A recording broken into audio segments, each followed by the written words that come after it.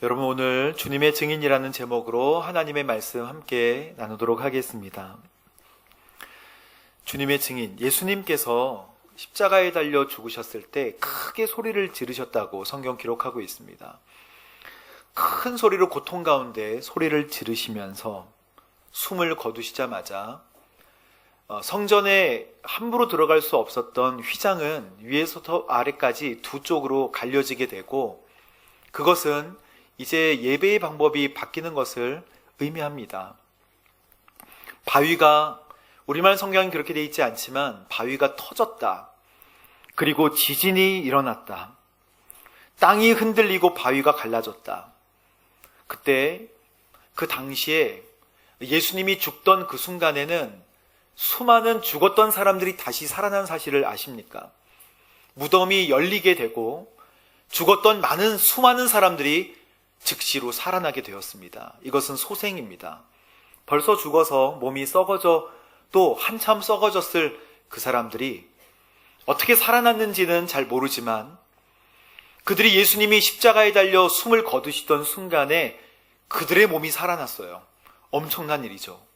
주님 죽은 것은 그냥 죽었다 볼 수 있지만 곳곳에 무덤에 열리면서 죽었던 자들이 실제로 그 육체가 살아나서 나중에 예수님과 함께 예루살렘 성 안으로 들어가는 장면을 볼 때 사람들은 너무너무나 놀랬을 거예요. 그분은 과연 누구신가? 예수님만 그냥 떡 죽으신 것이 아니고 거기에 아리마대 사람 요셉만 그분은 정말 하나님의 아들이셨구나 이렇게 생각했던 게 아니에요. 돌아가셨던 아버지가 집으로 돌아오는 일이 있었고 죽었던 아들이 살아서 멀쩡히 집으로 돌아오는 일들을 보면서 그분은 정말 하나님의 아들이셨구나를 모든 사람들이 알게 되었습니다. 여러분, 이 사건은 단순한 죽음이 아니에요. 하나님은 우리를 살려주시겠다고 하시는 표시 아니겠습니까? 예수님의 죽으심으로 말미암아 죽음을 이기는 하나님의 놀라운 역사가 그 모든 성 안에 가득했던 것입니다. 그 자리에 있지 않았던 사람들도 살아나온 사람을 보고 장례식으로 장례를 치른 모든 사람들이 살아나는 것을 보고 깜짝 놀랐어요.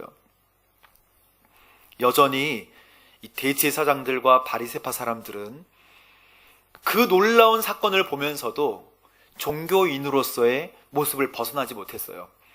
여전히 그냥 자신은 자기의 기득권을 가지고 살아가는 그냥 그런 종교인일 수밖에 없었습니다. 그래서 6월절에는 아무것도 안 하던 그 종교인들이 총독에게 이렇게 이야기합니다. 성경에는 예비일, 그러니까 예비일 다음 날, 여러분 예비일이라고 나오는 성경의 말씀은 6월절을 예비한다는 뜻입니다. 6월절을 예비하니까 예비일이죠. 그러니까 예비일 다음 날이면 6월절이잖아요. 여러분 6월절에는 아무것도 안 하는 것입니다. 그래서 예비일날 음식을 저장해 놓고 아무것도 안 하고 먹기만 하는 거예요. 엘리베이터도 눌리지 않는 것입니다. 그런데 그 6월절에 이 대제사장들과 바리새파 사람들이 총독을 찾아가는 거 아십니까? 총독을 찾아가서 총독 각하, 저 거짓말쟁이가 살아있을 때, 이제 예수님이 거짓말장이라는 거예요. 그 거짓말장이가 살아있을 때 분명히 자기가 3일 만에 살아나겠다고 얘기했으니까 이 일이 꼬이게 되면 더 큰 일들이 일어날 수 있으니 무덤을 철저하게 막아주시길 바랍니다. 혹시나 제자들이 이 시신을 꺼내가지고 예수님이 살아나셨다고 뻥을 칠까봐 그래서 총독에게 찾아가서 군인을 대동해서 그 거대한 무덤에 봉인을 하고 군인을 세워놓는 작업까지 하는 것이 바로 종교인들이에요. 오늘날 부패한 교역자라고 할 수 있겠습니다. 양들을 하나님의 말씀 가운데로 인도하지 않는 수많은 부패된 종교의 지도자들이라고 할 수 있겠습니까? 오늘날에는 없겠습니까? 저조차도 우리 모두도 변질될 수 있어요. 하나님 앞에 바로 서도록 노력해야 합니다. 그래서 제자들이 시체를 훔쳐갈까봐 봉인을 하고 서 있던 그 순간에 안식 후 첫날, 안식일 바로 다음 날 하나님께서는 큰 지진을 일으키셔서 모습이 마치 번개와 같은, 그리고 흰 옷을 감당할 수 없도록 흰 천사를 보내서 예수님의 무덤을 확 불려버리십니다. 그리고 그 바위 위에 천사가 딱하니 앉아 있으면서 예수님이 부활하시는 것이죠. 아무도 모르게 부활하신 게 아니라 주님은 모든 사람이 알 수 있도록 부활하셨고, 그래서 거기 무덤 앞을 지키고 있던 여인들이 천사를 만났을 때 천사가 이야기합니다. 주께서 갈릴리에서 보자고 하신다. 갈릴리로 가거라. 그래서 이 여인들을 통해서 제자들을 만나 갈릴리로 가라고 얘기해요. 그 여인들은 뛰어갑니다. 그때 예수님을 만나요. 평안하냐? 제자들에게 갈릴리로 오라고 해라. 여러분, 예수님이 지금 왜 오라고 하는 것일까요? 여기에는 바리새인들과 종교 지도자들이 가득한 예루살렘이기 때문에 이제 예수님께서 제자들을 가르치셨던 그 산에서 보자고 하시는 거예요. 거기가 바로 주님이 마지막 승천하시면서 지상 최대의 명령을 주시는 바로 그 장소입니다. 그래서 오늘 본문에 주님께서 하늘과 땅의 모든 권세가 내게 주어졌다라고 말씀하기 전에 16절에 갈릴리로 가셔서 예수께서 일러주신 그 산에 이르렀을 때 주께서는 말씀하십니다. 하늘과 땅의 모든 권세가 내게 주어졌다. 요한계시록에 닫으면 열 자가 없고 열면 닫을 자가 없는 바로 그분, 우리를 심판하시는, 이제 심판주로 오시게 되는 살아계신 예수 그리스도 하나님, 그분이 모든 권세로 우리에게 이렇게 말씀하시는 것입니다. 그러므로 가서 너희는 모든 족속으로 제자를 삼아, 모든 민족으로 제자를 삼아, 우리 하나님 아버지와 성령의 이름으로 뭘 주고? 세례를 주고, 내가 너희에게 가르쳐줬던 모든 것을 가르쳐서 지키게 하라. 볼지어다 내가 세상 끝날까지 너희와 떠나지 않고 항상 함께 있을 것이다. 아멘. 그래서 주께서 말씀하신 대로 열심히 기도하다가 성령 충만을 받은 다음에 두려워했던 모든 제자들은 이제 세상이 감당할 수 없는 사람이 되는 것입니다. 사랑하는 성도 여러분, 저는 오늘 이 말씀을 위해서 열심히 준비했지만 너무너무나 부족하다고 생각했어요. 주님의 증인, 제목은 좋죠. 그러나 주님의 증인입니까? 정말 주님의 증인으로 우리가 살고 있나요? 예수님의 증인이 되려면 첫 번째 예수님을 사랑해야 합니다. 주님을 사랑하고 있는가? 물어봐야 합니다. 나는 주님을 사랑하고 있는가? 만약 우리 주님을 사랑하지 않는다면 우리는 결코 주님의 증인이 될 수 없을 뿐더러 우리는 주님을 제대로 전할 수 없을 것입니다.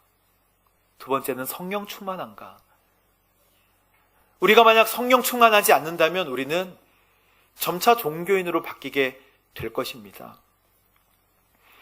히브리서 여러분 9장 27절에 한 번 죽는 것은 사람에게 뭐한 것이요? 정하신 것이요. 그 뒤에는 뭐가 있다? 심판이 있다. 이것은 사람의 한계를 나타내는 거예요. 모든 사람은 다 죽는다. 그러나 그것이 사실이라면, 여러분 이것이 사실이라고 정말 믿으신다면, 아 죽지, 내가 아는 사람들은 다 죽었어, 100년 이상 살지 못해, 이게 만약 사실이라면 그 다음에는 뭐가 있는 것도 사실이에요? 심판이 있는 것도 사실입니다. 여러분, 심판은 무서운 것이 아니에요. 옳고 그른 것을 가리는 하나님의 잣대입니다. 그러나 우리는 결코 옳지 못하다고 하나님께서 말씀하셨어요. 우리는 진노의 자녀라고 말씀하시고 거짓의 아비를 따르는 사람들이라고 주께서 말씀하셨습니다. 그러면 우리에게는 칭의가 필요한 거예요. 주께서 어쨌든 우리를 구원하시기 위해 십자가에 달려 피 흘리신 그 사건을 우리가 믿음으로 받아들인다면, 우리는 재물이 없이도 영원한 흠없는 재물이 되어주신 예수님으로 말미암아 그냥 의롭다 인정함을 받는 것입니다. 이 간단한 것이, 이 아무것도 아닌 것 같이 간단한 것이 우리의 생명을 살리는 비결이라고 말씀하고 계시고, 이제 죽음의 한계에 있는 우리를 그 죽음을 뛰어넘는 방법이라고 주께서 세상까지 오셔서 말씀해 주신 복음 아니겠습니까? 근데 이 복음이 소중히 여김을 받지 않는 거예요. 우리는 이 복음을 전하지 못하고 있는 것입니다. 히브리서 9장 28절 말씀 보십시오. 그리스도께서 많은 사람의 죄를 담당하시려고 자신을 단번에 들이셨다. 그리고 그분을 고대하는 사람들을 구원하시기 위하여서 이제 두 번째로 우리에게 나타나 주실 줄로 믿습니다. 그게 바로 재림이에요. 여러분, 주님을 기다리십시오. 만약에 주님을 기다리고 고대하지 않는다면 우리는 결코 소망이 없고, 우리는 결코 믿음 생활뿐만 아니라 도덕적인 생활조차도 제대로 할 수 없는 사람일 것입니다. 만약 주님이 없는데 도덕적인 삶을 살면 그건 자기가 주인 되는 삶일 뿐이에요. 여러분, 우리가 전하는 예수님은 누구십니까? 주님은 요한복음 14장에 길과 진리와 생명이 되신다고 말씀하고 있어요. 예수님이 길이 되신다는 것은 I am the way예요. I am a way가 아니고 the way, 유일한 길이신 거예요. 많은 길 중에 나도 하나의 길이 된다, 아니에요. 예수님은 절대 길이 되신다. 그러면 진리도 마찬가지예요. 진리도 많은 진리 중에 하나가 아니라 유일한 진리가 되어주신다. 그럼 많은 생명이 있나요? 유일한 생명이십니다. 모든 생명은 하나님으로부터 온 것인 줄로 믿습니다. 하나님이 없이는, 우리는 그것을 밝혀낼 수 없지만 하나님이 없이는 기동할 수 없어요. 그래서 우리가 하나님을 알면 알수록 하나님의 그 영광스러움 앞에 엎드릴 수밖에 없고, 하나님의 영광을 캐면 캘수록 그 놀라운 무거운 영광 아래 거룩은 우리를 누르고 우리는 엎드릴 수밖에 없고 하나님의 얼굴을 볼 수 없는 것입니다. 그래서 여러분, 오늘 예수님이 이 자리에 저쪽 문을 통해서 여기를 잠깐 들어오셔서, 물론 이 가운데 성령님께서 함께 하시지만 지금 이 자리에 오셔서 15분 동안 만약 말씀을 하신다면 뭐라고 말씀하실까요? 예수님 오시죠? 저는 옆으로 가고, 예수님께서 15분 동안 우리에게 잠깐 바쁘셨다고 치고 말씀하신다면 예수님 무슨 말씀을 하실까요? 여러분 상상해 보십시오. 주님이 뭐라고 말씀하실까요? 제가 예수님이 되어서 잘 지냈느냐?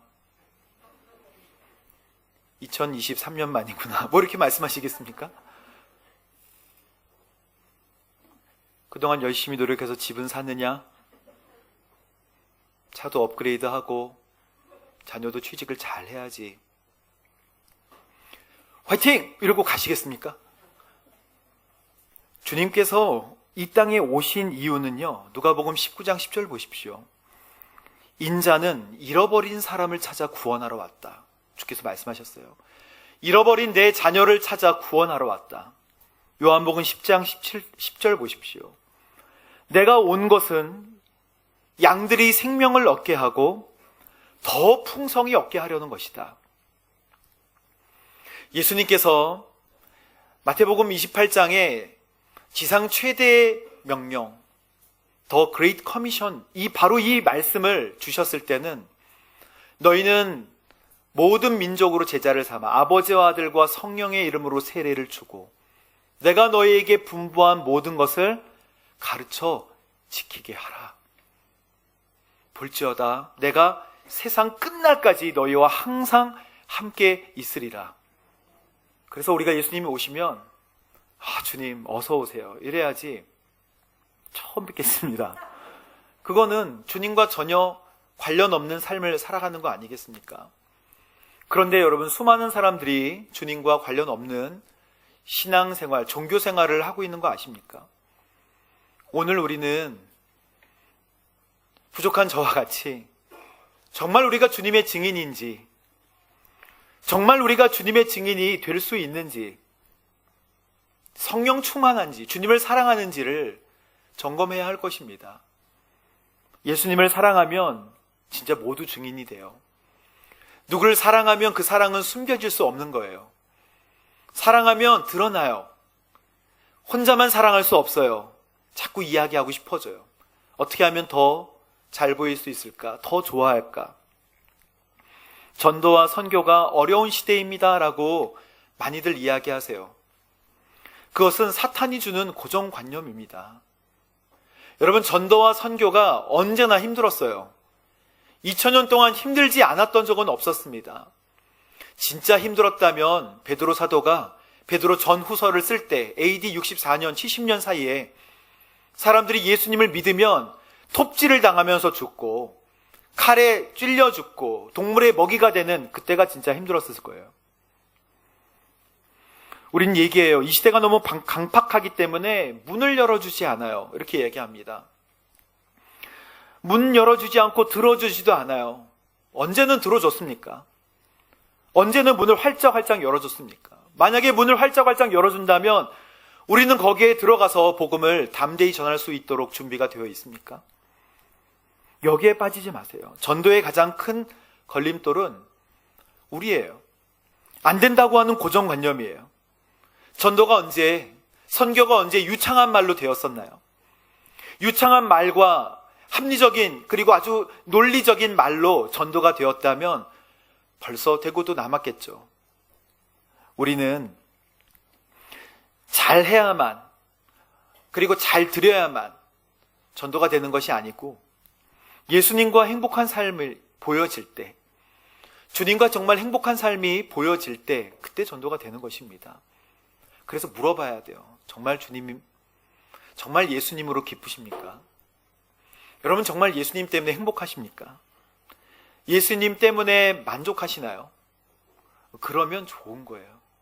그러면 여러분을 통해서 예수님을 알게 될 가능성이 높은 것이죠.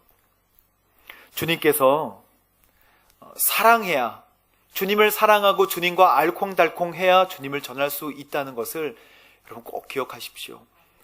베드로도 그 멋지게 3,000명, 5,000명씩 많은 사람들을 돌아오게 하기 전에 요한복음 20장 말씀에 보면 베드로를 회복시키는데, 여러분 이것을 읽을 때 저도 어제 다시 한번 쭉 읽어봤지만 예수님이 불쌍해질 때도 있고 베드로가 불쌍해 보일 때도 있고 그렇잖아요. 그런데 이것은 정말 베드로가 주님에 대한 사랑을 확신하게 하는 놀라운 장면입니다. 내가 너를 사랑하니? 전도 나가기 전에 물어보잖아요. 너는 나를 사랑하니? 제가 주님을 사랑하는 줄 주께서 잘 아시잖아요. 넌 날 사랑하니? 제가 주님을 사랑하는 줄을 주께서 잘 아십니다. 날 사랑하니? 왜 자꾸 물어보시는 거예요? 여러분, 우리가 정말 주님을 사랑하느냐? 주님이 정말 기쁘십니까? 주님이 기쁘면 전도지 가지고 있지 않아도 전도가 돼요. 제가 이렇게 말씀을 묵상하고 할 때 주님께 너무 부끄럽더라고요. 저희 밑에 집에 항상 토요일 저녁이면 설교 준비를 열심히 하고 있을 때 피아노 소리가 납니다. 저녁 9시부터 10시, 11시 사이 계속 피아노를 세게 치는 거예요. 그래서 피아노를 어떻게 이렇게 세게 칠 수 있을까? 월, 화, 수, 목, 금에는 피아노를 안 치면서 어떻게 토요일 저녁 그 시간에 피아노를 이렇게, 화장실에 있어도 다 들리고 제 방에 있어도 다 들리고. 그런데 그게 보니까 찬송가인 거예요. 분명히 어느 교회 반주자임이 불명합니다. 열심히 연습하는 거예요. 열심히. 그래서 제가 정말 많은 생각이 듭니다. 어제도 아파트, 이거 얘기할까? 아니야. 예배를 준비하지. 전화할까? 아니야. 예배를 준비하지. 이러면서 제가 정말 많은 생각이 들었어요. 우리는, 제가 전도할 때 제가 밑에 집에도 뭘 갖다 준 적이 있어요. 우리 교회 떡 하시면 떡을 항상 남은 거를 챙겨가서 밑에 집에도 드리고. 그래서 제가 아마 누구인지 알지 않을까. 그럼 제가 혹시 경비실에 얘기해서 조금만 작게 쳐달라고 얘기하면 전 줄 알지 않을까. 뭐 이런 생각을 하면서 오만 가지, 이런 생각은 걱정을 사서 하는 거예요. 여러분, 제가 이걸 말씀드리려고 한 게 아니라 전도는요, 주님을 첫 번째로 사랑해야 하고 두 번째는 성령 충만해야 합니다. 여러분, 성령 충만하시기를 주님의 이름으로 축복합니다. 성령님을 우리 사모하시죠. 성령님은 살아계신 하나님이세요. 살아계신 하나님이 우리 안에 오시면 우리가 뭘 받는다고요? 권능을 받는다고 말씀하고 있습니다.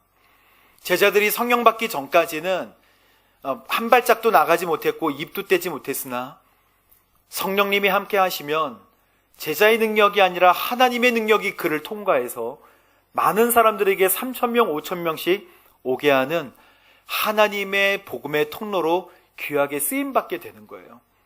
그러므로 우리의 능력이 아님을 여러분 기억하십시오. 저도 수많은 현장에서 저의 능력인 줄 알고 선포하지 못했던 적이 얼마나 부끄러운 모습이 많았는지 모릅니다. 혹시 얘기했는데 은혜 못 받을까봐, 혹시 선포했는데 병이 낫지 않을까봐, 그래서 확인하고 일어났는지 보기도 하고, 그리고 손을 얹은 곳에 그게 낫는지 표적을 구하기도 하고 보기도 했지만, 그것은 하나님의 목 아닙니까? 우리가 능력이 있는 게 아니라 우리는 하나님의 복음의 통로로 사용되어질 뿐입니다.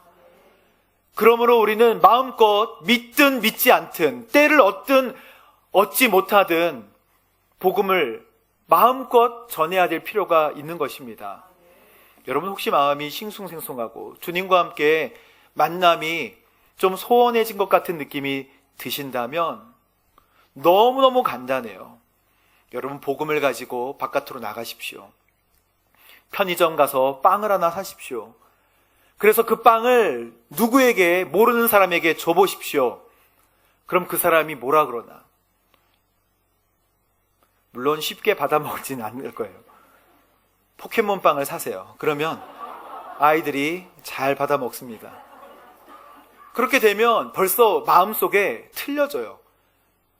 아, 주님이 역사하시는구나. 여러분, 성령 충만한 비결은요, 복음이 전해질 때 하나님께서 우리를 뜨겁게 해주세요. 비록 그 사람이 욕하면 더욱 좋고 욕 먹으면 더 뜨거워지는 거예요. 이거구나. 그러면서 시동이 걸려요. 여러분, 복음은 어려운 것이 아닙니다. 우리가 주님을 사랑하고요, 성령 충만하고, 그리고 빵 하나 사면 되는 거예요. 그러면 복음이 전해지게 되는 것입니다. 저도 옆에 있는 정육점 공들이면서 열심히 전도를 하지만 저보다 떡을 더 많이 갖다 주시는 누군가, 우리 성도님들이 계셔가지고 목사님 그분을 통해서 저한테 떡을 갖다 주셨더라고요. 그렇게 얘기하셔서 제가 아무 말도 못하고, 아, 그렇습니까? 그리고 나왔던 적이 있었어요. 그렇습니다. 그냥 막 흘려보낼 때 하나님의 복음이 전해지게 되는 것이죠. 여러분, 우리는 최근까지 코로나 진단키트를 한두 번씩은 다 사용해 보셨죠? 코로나인지 아닌지 진단키트로 알아볼 수가 있습니다. 근데 전도는 우리가 주님을 사랑하는가 사랑하지 않는가를 알아보는 진단키트가 돼요. 만약 내가 주님의 복음의 통로가 되고 있지 않다라고 생각한다면 여러분, 주님을 사랑하기 않는 것, 주님을 사랑하는 모습이 아닌 것 같이 생각하면 되겠습니다. 축복만을 받으려고, 하나님께로부터 오는 축복만을 받으려고 노력한다면 여러분, 결코 믿음을 가지고 신앙생활을 제대로 하실 수 없을 거예요. 가룟 유다가 예수님을 배신한 이유 아십니까? 가룟 유다가 주님께 선택받고 정말 믿음 생활을 열심히 했을 거예요. 하지만 가룟 유다는 주님을 사랑하지 않고 결국 이용했어요. 가룟 유다 최후의 만찬, 여러분 그림을 보시면 가룟 유다를 찾아볼 수가 있어요. 혹시 있으면 보여주세요. 저기에 가룟 유다가 누구입니까? 예수님 오른팔 세 번째 사람, 손에 돈자루를 쥐고 있는 저 사람이 바로 가룟 유다로, 이게 레오나르도 디카프리오가 아니라 레오나르도 다빈치가 그린 최후의 만찬이죠. 가룟 유다는 예수님을 신실하게 따랐던 사람이지만 그가 예수님 공동체에, 제자 공동체에 회계 역할을 했던 사람이기 때문에 회비가 모이거나 누가 플로잉을 해주면 그 돈자루를 쥐고 있었던 사람입니다. 그러나 자기가 회계 관리를 하다가 10원, 20원 자기 주머니에 들어올 수도 있겠죠. 모르고. 그러나 이제 10원, 20원 들어오던 것이 1,000원, 2,000원, 10,000원, 20,000원씩 들어오고 이 사건 이전에 300데나리온이나 하는 향유컵을 깼을 때 그거 가지고 가난한 사람을 도울 수 있지 않았겠느냐라고 했던 그 마음 속에는 이미 사단에게 마음이 빼앗겼던 상태입니다.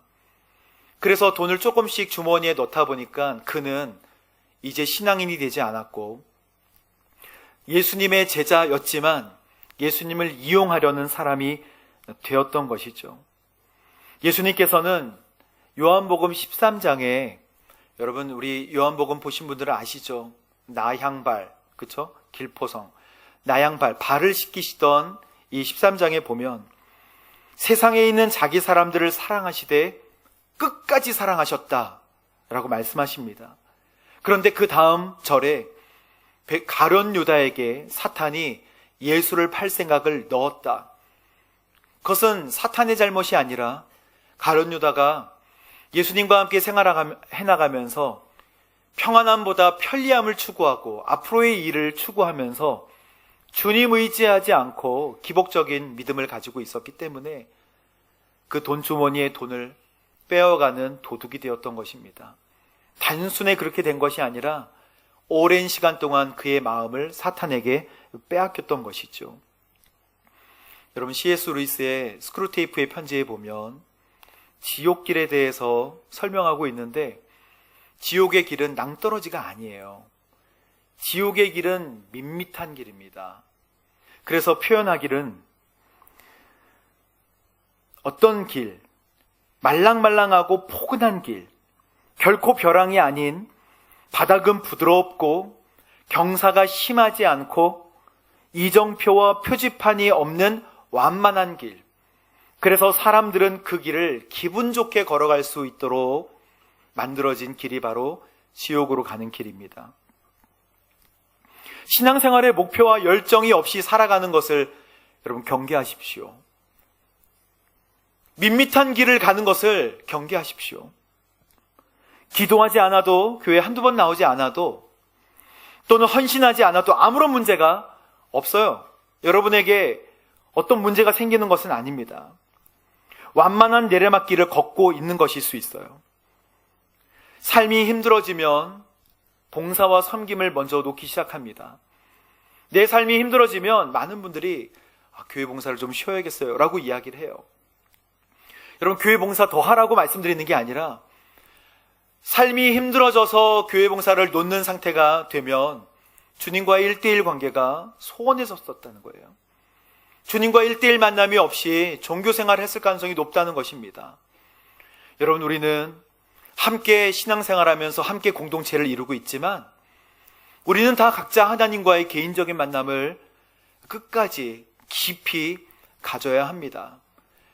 봉사가 힘들 때 그것을 놓고 쉬는 것도 필요하지만 다시 일어나서 그 일을 찾으려고 할 때 정말 트라우마가 생길 정도로 어려움이 있다면 주님과의 관계가 아니라 종교생활을 했을 가능성이 높아요. 우리 자신을 위한 신앙생활은요, 나를 위한 신앙생활은 우리를 소모시키고 소진시킬 뿐입니다. 우리의 신앙생활은 하나님 중심으로 하나님 뜻대로 하는 거예요. 그래서 주님과의 사랑과 1대1 만남이 없다면 우리는 결코 체험받을 수 없을 것입니다. 그리고 소진된 삶을 반복하게 될 거예요. 여러분, 마음이 차가워지고 혹시 주님과의 관계가 소원해졌다고 생각하신다면 이 모든 것을 한 번에 완성시키고 회복시킬 수 있는 성령님, 성령 충만하기를 사모하시고 더 쉬운 방법이 있어요. 빵을 사가지고 나가십시오. 그래서 누구에게 주고 창피해도 괜찮으니까 뒤를 돌아보고 막 달려보세요. 여러분, 마음속에 하나님에 대한 사랑이 분명히 싹틀 것입니다. 주님께서 우리를 얼마나 사랑해 주셨나요? 저는 저와 여러분이 하나님 앞에 나무 토막 같은 인생이라 생각하지만 그 인생이 불타오르게 되기를 주님의 이름으로 축복합니다. 제가 정말 선교에 대한 부분만 나누었을 때 항상 떠오르는, 그리고 존경하는 짐 엘리엇 선교사님. 그가 휘튼 대학을 잘 졸업하고 이제 좋은 직장에 취직하고 행복한 삶을 살 수 있었지만 선교사님들의 무덤이라고 하는 에콰도르로 찾아가고 비행기를 개조해서 5명의 그 훌륭한, 장래성이 밝은 청년들이 그 부족, 무시무시하고 정보도 잘 알려지지 않는 부족을 찾아갔던 이야기는 우리에게 큰 도전이 됩니다. 남미의 에콰도르라는 바로 그 지역에 비행기를 타서 조종하면서 연료통을 개조하고 밧줄을 많이 준비해서 그들과 친하게 되려고 비행기 갈 때 그 바구니에 선물을 담아서 떨어뜨리고, 비행기가 가면서 밧줄이 풀릴 때 이 사람들도 거기에 선물을 빼고 바나나를 넣는다든지, 이런 여러 가지 친한 교제를 가져서 서로 친구가 된 줄 알았어요. 그래서 이제 비행기를 땅에 내리는 것입니다. 이 5명의 청년들이 비행기를 땅에 착륙시키자마자 죽습니다. 창에 찔려서 5명이 그 자리에서 죽게 돼요. 이것은 미국의 큰 이슈가 되어서 라이프지에 와로 웨이스트, 이게 웬 낭비냐, 지금으로 말하면, 우리말로 하면 이게 웬 개 죽음이냐, 뭐 이런 뜻일 거예요. 이게 웬 소모적인, 왜 아프가니스탄에 갔어? 왜 그랬어?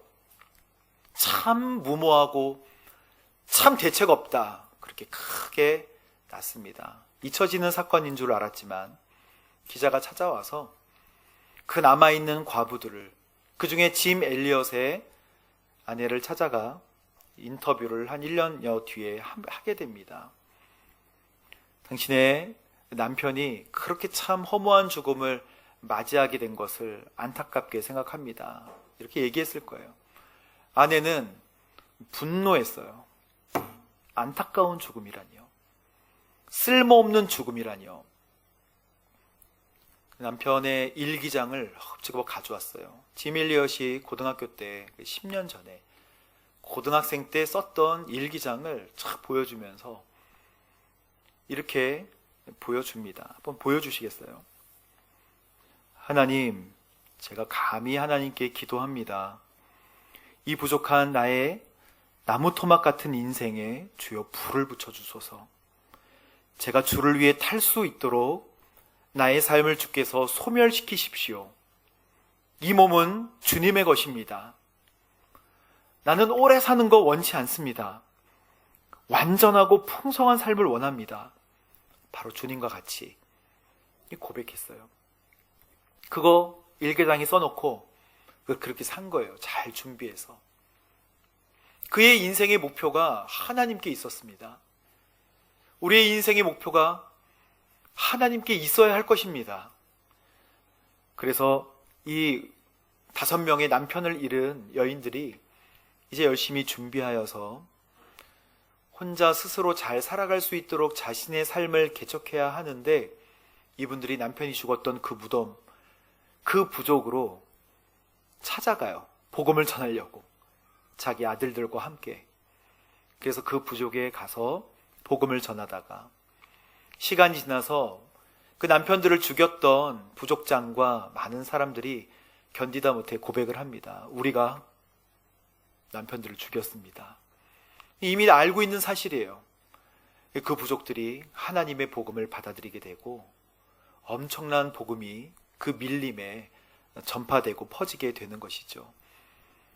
결국 짐 엘리엇의 그 조그만 아들은 이제 아버지의 뜻을 이어서 선교사가 되어서 밀림 속으로 들어가 복음을 전하는 선교사로, 그림이 있는데 한번 보여주세요. 저 사람이 바로 짐 엘리엇의 아주 조그맸던 아들이에요. 그 아들이 이제 많은 사람들과 함께 복음을 전하고 또 이분들 믿는 사람들을 초청해서 빌리그레엄 집회 복음 간증을 전하면서 훌륭한 복음, 하나님의 영광을 드러내는 사람으로 살게 되었고요.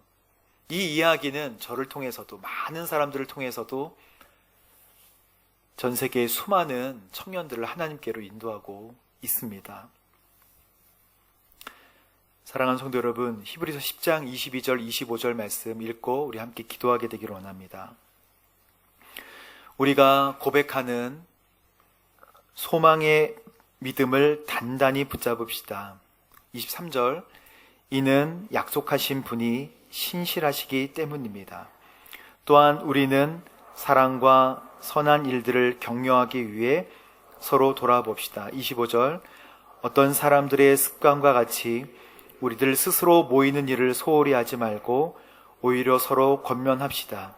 또한 그날이 다가오는 것을 볼수록 더욱 그리합시다. 아멘. 함께 기도하겠습니다.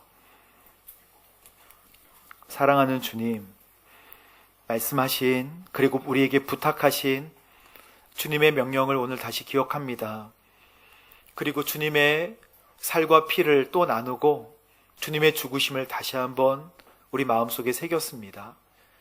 하나님 아버지, 우리가 복음의 증인, 예수의 증인 되기 위하여 성령 충만함을 사모하오니 오늘 이 시간 이 자리에 예배드리는 모든 성도님들 가운데 주의 영으로 충만케 하여 주옵소서. 그리고 하나님, 삶의 도전이 있게 하시고 말씀의 도전이 있게 하여 주옵소서. 감사드리며 예수님의 이름으로 기도합니다. 아멘.